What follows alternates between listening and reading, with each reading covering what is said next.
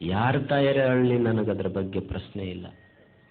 ತಾನು ನೇಣಿಗೆ ಕುತ್ತಿಗೆ ಕೊಡ್ಲಿಕ್ಕೆ ಹೋಗ್ತಾ ಇದ್ದಾನ, ಇನ್ನೊಂದು ಕ್ಷಣದಲ್ಲಿ ಭಗತ್ ಸಿಂಗ್ ಸಾಯ್ಲಿಕ್ಕೆ ಹೊಂಟಾನ.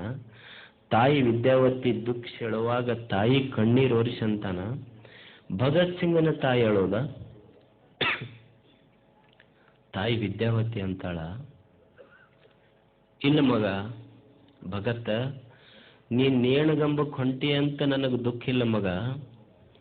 ನಾ ಯಾಕೆ ಅಳಾಕತ್ತೀನಿ ಅಂದ್ರೆ ನನ್ನ ಗರ್ಭ ಐತಲ್ಲ, ಗರ್ಭದ ಮೇಲೆ ಸಿಟ್ಟು ಬಂದು ಅಳಾಕತ್ತೀನಿ ನಾನು. ಯಾಕಂದ್ರ ಈ ಗರ್ಭಕ್ಕ ಕೇವಲ ಒಬ್ಬನೇ ಒಬ್ಬ ಭಗತ್ ಸಿಂಗನನ್ನು ಜನ್ಮ ಕೊಡುವ ಸಾಮರ್ಥ್ಯ ಕೊಟ್ಟನಲ್ಲ ಭಗವಂತ.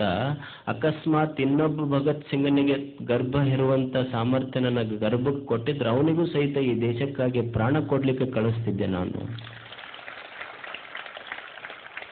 ನಮ್ಮ ತಾಯಂದಿರಿಗೆ ವಿದ್ಯಾವತಿ ಆದರ್ಶ ಆಗಬೇಕು. ಎಷ್ಟು ದೊಡ್ಡ ಮಾತು. ಒಬ್ಬ ಶಿಲ್ಪಿ ಇದ್ದ, ಶಿಲ್ಪಿ.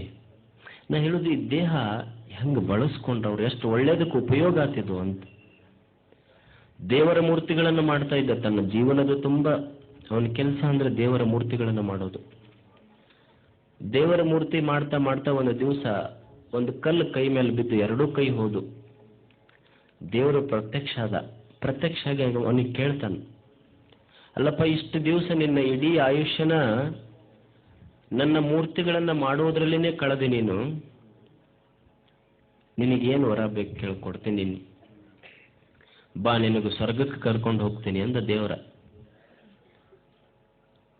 ಅವಾಗ ಅವ ಅಂತಾನ, ಶಿಲ್ಪಿ ಅಂತಾನ,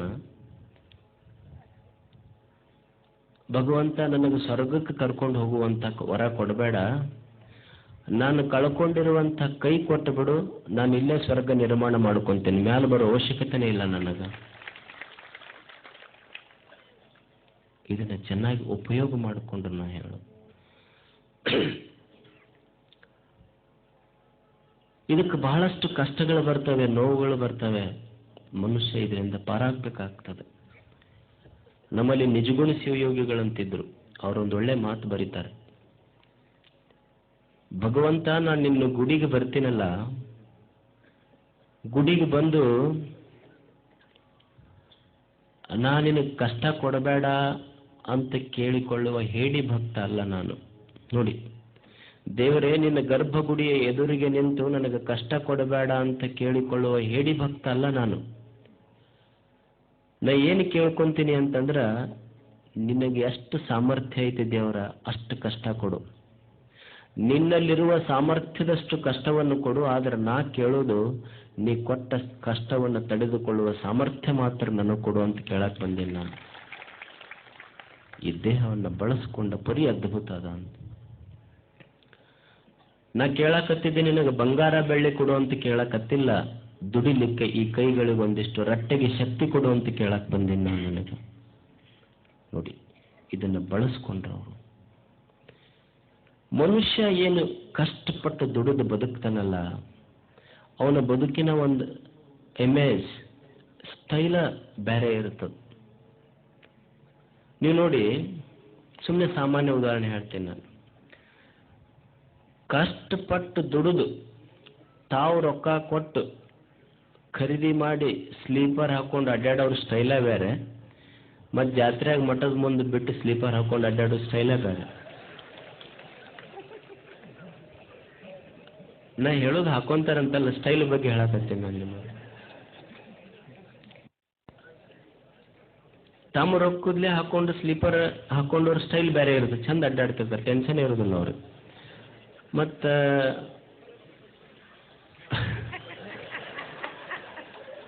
ಅವ್ರ ಸ್ಟೈಲ್ ಏನಾಗುತ್ತೆ ಅಂದ್ರೆ ಆ ಕಡೆ ಈ ಕಡೆ ಹೊಳ್ಳಾಡ್ಬೇಕು ಅವ್ರು.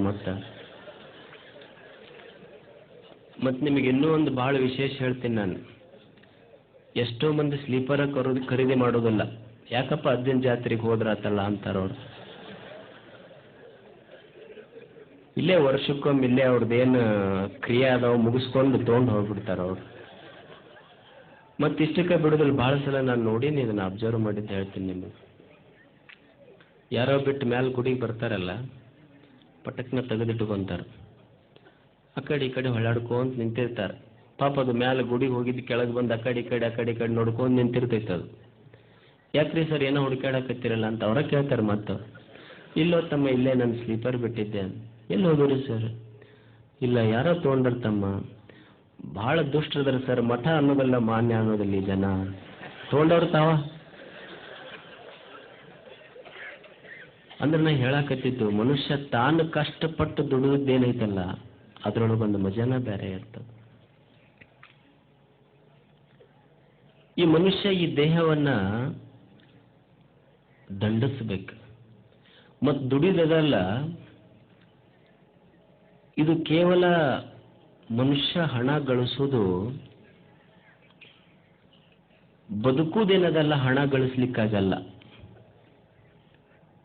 ಬದುಕುವುದೇನದಲ್ಲ, ಅದು ಹಣ ಗಳಿಸ್ಲಿಕ್ಕಾಗಲ್ಲ. ಹಣ ಎದಕ್ಕೆ ಗಳಿಸ್ಬೇಕು ಅಂದ್ರೆ ಸುಮ್ಮನೆ ಬದುಕು ನಡಿಬೇಕಪ್ಪ, ಅಷ್ಟರ ಪೂರ್ತಿ ಹಣ ಇದ್ದರೆ ಸಾಕು. ಮನುಷ್ಯಗ ನೀವು ದುಡ್ಡು ಅಂತೀವಲ್ಲ ನಾವೆಲ್ಲ, ಈ ದುಡ್ಡಿನಿಂದ, ಹಣದಿಂದ ನಾವು ಬರೇ ಹಾಸಿಗೆ ಖರೀದಿ ಮಾಡಬಹುದು. ನಿದ್ದೆ ಯಾರು ಖರೀದಿ ಮಾಡ್ಯಾರ? ಅಲ್ಲ. ರೊಕ್ಕದಿಂದ ಹಾಸಿಗೆ ಖರೀದಿ ಮಾಡಿದವ್ರು ಅದಾರ, ನಿದ್ದೆ ಯಾರಿಗೆ ಖರೀದಿ ಮಾಡೋಕ್ಕಾಗೋದಿಲ್ಲ. ರೊಕ್ಕದಿಂದ ಪುಸ್ತಕ ಖರೀದಿ ಮಾಡಿದವ್ರು ಅದಾರ, ಜ್ಞಾನ ಯಾರಿಗಾರೆ ಖರೀದಿ ಮಾಡೋಕ್ಕಾಗತ್ತೆ? ಸಾಧ್ಯ ಇಲ್ಲ. ರೊಕ್ಕದಿಂದ ಔಷಧಿ ಖರೀದಿ ಮಾಡಬಹುದು, ಆರೋಗ್ಯ ಖರೀದಿ ಮಾಡೋಕ್ಕಾಗೋದಿಲ್ಲ. ಅದಕ್ಕೆ ದೇಹ ಐತಲ್ಲ ಕೇವಲ ಗಳಿಸೋದಕ್ಕಲ್ಲ, ಇದನ್ನೊಂದಿಷ್ಟು ಒಳ್ಳೆಯದಕ್ಕೆ ಬಳಸಿಬಿಟ್ರೆ ಗವಿಸಿದ್ದನ ಸನ್ನಿಧಾನನೇ ಸಿಗ್ತದೆ ಮನುಷ್ಯಗೆ. ಅದನ್ನೆಲ್ಲ ನೀವು ನೋಡಿ ಅಷ್ಟು ಒಳ್ಳೆ ಕೆಲಸ ಮಾಡಿರಿ. ಇದನ್ನ ಎಷ್ಟೋ ಜನ